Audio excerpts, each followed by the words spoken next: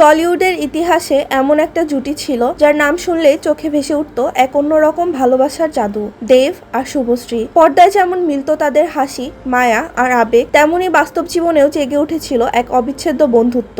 2009-10 সালের দিকে টলিউডের চ্যালেঞ্জ সিনেমার সেটে শুরু হয় তাদের প্রথম সাক্ষাৎ। ছোট ছোট কথোপকথন, একসাথে কাজ করার খুশি ধীরে ধীরে ঘনিষ্ঠতা এনে দেয় হৃদয়ে এক অজানা আবেগ। প্রথম সিনেমার সাফল্য আর চমক যেন ছিল তাদের প্রেমের বীজ রোপণের সময়। এরপর শুরু হলো স্বপ্নের দিনগুলো। পরাণ চাই চলিয়ারে, রোমিও, খোকা 420, চ্যালেঞ্জ 2, প্রতিটি ছবিতে তারা যেন একে অপরের ছায়া। পর্দার প্রেম, পর্দার হাসি, পর্দার কাদা সবকিছুতেই মিশে গেল তাদের সম্পর্ক।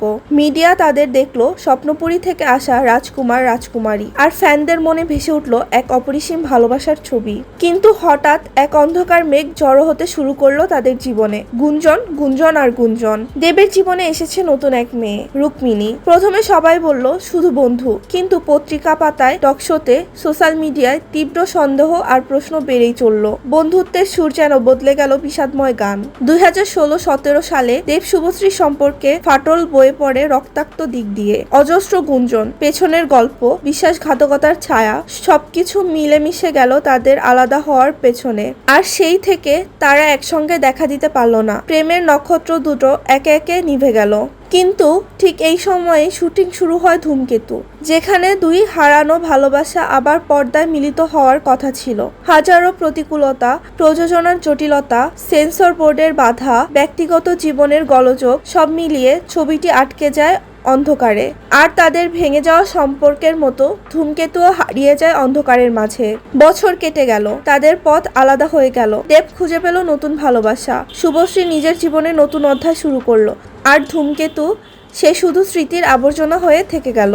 অবশেষে 2025 সালে এলো এক অপ্রত্যাশিত মোড়, ধূমকেতু মুক্তির ঘোষণা। বহু বছরের অপেক্ষার পর পুরনো জুটি ফের পর্দায়। দর্শকের হৃদয় স্পর্শ করতে চলেছে সেই জাদুকরী মুহূর্ত।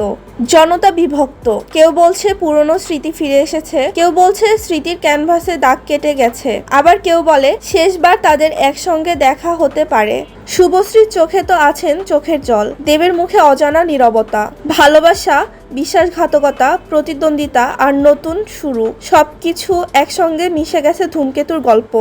এখন দর্শকের সামনে শুধু একটাই প্রশ্ন, এই সিনেমা কি সত্যিই পুরনো জুটির কেমিস্ট্রি ফিরিয়ে আনবে, নাকি কেবল অতীতের স্মৃতিতে থেমে থাকবে? সময়ই উত্তর দেবে।